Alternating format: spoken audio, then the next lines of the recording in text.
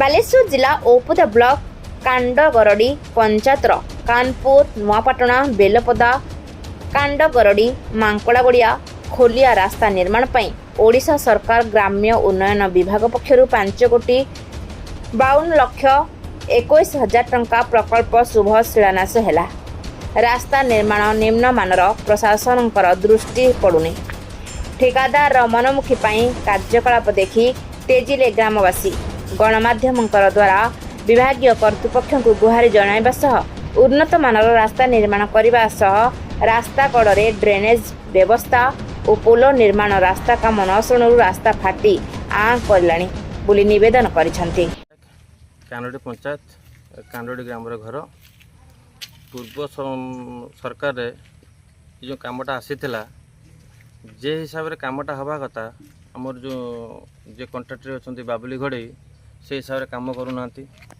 ପ୍ରଥମେ ରାସ୍ତା କାମ ବେଳେ କିଛି ଲୋକ ଛାଡ଼ିଲେ ନାହିଁ, ତାକୁ ଆସି ଆମେ ଗଲୁ ବାରମ୍ବାର ଗଲୁ ପ୍ରଶାସନ ପାଖକୁ, ଡିମାର୍କେସନ୍ ହେଲା।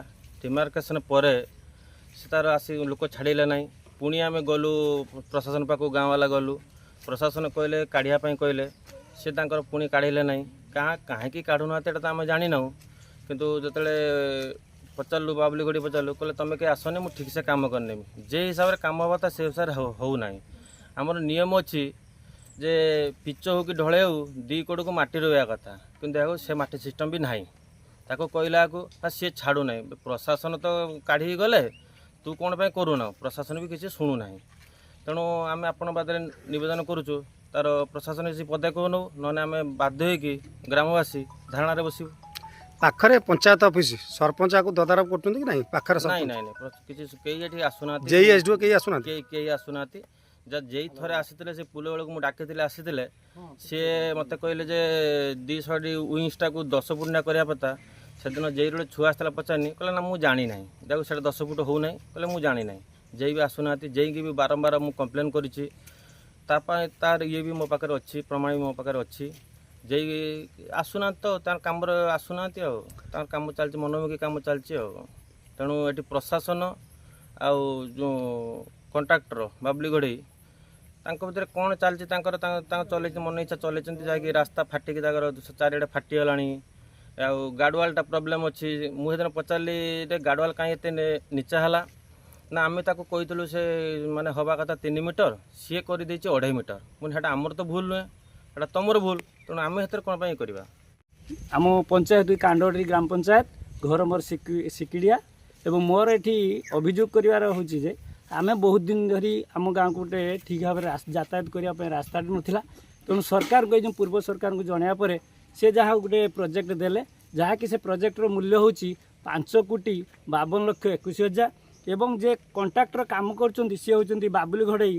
ଆଉ କଲା ପରେ ସରକାର ଦେଇଥିବା ଯେ ପ୍ରୋଜେକ୍ଟ ଅନୁସାରେ ଆମର ମାପଚୁପ ହେଲା ପରେ ଆମେ ଦେଖୁଛୁ ସେଇ ଅନୁସାରେ କାମ ହେଉନି। ଏ କଣ୍ଟ୍ରାକ୍ଟର ତାର ମନମାନି କରି ଆମମାନଙ୍କୁ ସବୁ ଭୂତେଇ ଚାଲିଛି। ପଇସା ନାହିଁ, ଏଠି ଆମେ ଯେଉଁଠି ଗାର୍ଡ଼ୱାଲ୍ ଦରକାର ଗାର୍ଡ଼ୱାଲ୍ ନାହିଁ, ଯେଠି ଗଢ଼ିଆ ଅଛି ସେଠି ଟିକେ ଠିକ୍ ଭାବରେ ମାଟି ପକାଇବା, ଗୋଟେ ପୁଲଟେ କରିବା, ପୁଲଟାକୁ ତାର ଆମେ କହିଲେ ଚିପ୍ସରେ ହେବ, ସିଏ ତାର ମେଣ୍ଟାଲ କରୁଛି। ରୋଡ଼ ବି ଠିକ୍ ଭାବରେ ଦେଉନି। କଂକ୍ରିଟ୍ ରାସ୍ତା ବି ବର୍ତ୍ତମାନ ସବୁ କାମ ଶେଷ ହେଇନି, କିନ୍ତୁ ଫାଟିବା ଆରମ୍ଭ କଲାଣି ଏବଂ ପିଚ ବି ଉଠିବାକୁ ଲାଗିଲାଣି। ତେଣୁ ଆମେମାନେ ଯଦି ତ ଯେତେ ଅଭିଜ୍ଞତା ଆମମାନଙ୍କର ଅଛି, ଆମମାନଙ୍କ କଥା ସେ କିଛି ନ ଶୁଣିକି ତାର ମନମାନିଆ ଚଲେଇଛି। ତେଣୁ ବର୍ତ୍ତମାନ ଆମେ ପୂର୍ବରୁ ଯେମିତି ଅବସ୍ଥାରେ ଥିଲୁ, ଯେ ଖରାପ ରାସ୍ତାରେ ଚାଲୁଥିଲୁ, ଯାହା ଜଣାଗଲା ଏ ରାସ୍ତା ବି 2-4-5 ମାସ ପରେ ବି ସେଇ ଅବସ୍ଥା ହେବ। ତେଣୁ ସରକାରଙ୍କ ପରେ ଆମେ ନିବେଦନ କରୁଛୁ, ପ୍ରଶାସନ ପରେ ଆମେ ନିବେଦନ କରୁଛୁ।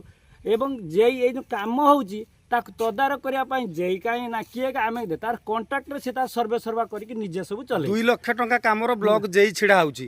ଇଏ ଲକ୍ଷ ଲକ୍ଷ ଟଙ୍କାର କାମ, ଜେଇ ଆସୁଛନ୍ତି ନା ଆସୁନାହାନ୍ତି? ଜେଇ କାହିଁ ମୁହଁ ଦେଖିବା ଭିତରେ ମୁଁ ଯେତେ ସମୟରେ କାହିଁ ଦେଖିନି, କାହିଁ ଜେଇ ଦେଖିନି। କିନ୍ତୁ କଣ୍ଟ୍ରାକ୍ଟରକୁ ଯେତେବେଳେ ପଚାରିବ, ହଁ ସେ କାମ ଠିକ୍ ଚାଲିଛି, ଅମୁକ କରୁଛି ସମୁକ କରୁଛି, ଏଇଭଳିଆ କହିଛ। ଏଇ କାମରେ ଏଠି ମୋର ପଇସା ନାହିଁ, ସବୁବେଳେ ସିଏ ଗୋଟେ କଥା କହି ଚାଲିଛି, ପଇସା ନାହିଁ। ତାହେଲେ ପଇସା ନାହିଁ, ତୁମେ କରୁଛ କାହିଁ? ପଇସା ବଢ଼େଇକି ଆଣ। ତେଣୁ ଆମର ରାସ୍ତାଟା ତ ଜେରେ ଥିଲା, ନହେଲେ ସେଇରେ ଥାଉ, ଯେବେ ପଇସା ଆସିବ ସେଇ କରାଯିବ।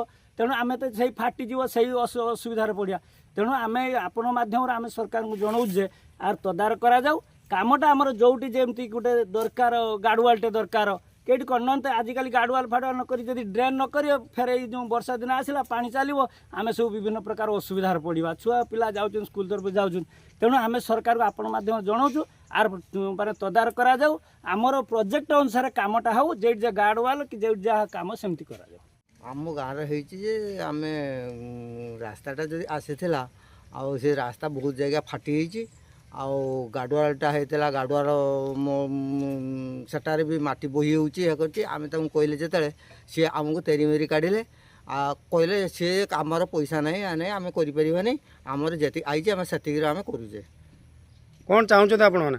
ଆମେ ଚାହୁଁଛେ ଯେ ଟିକେ କାମଟା ଟିକେ ଭଲ ହେଲେ କରିବ ଆଉ ଆମେ ପ୍ରଶାସନକୁ ସେଇଟା କହୁଛେ ଆଉ।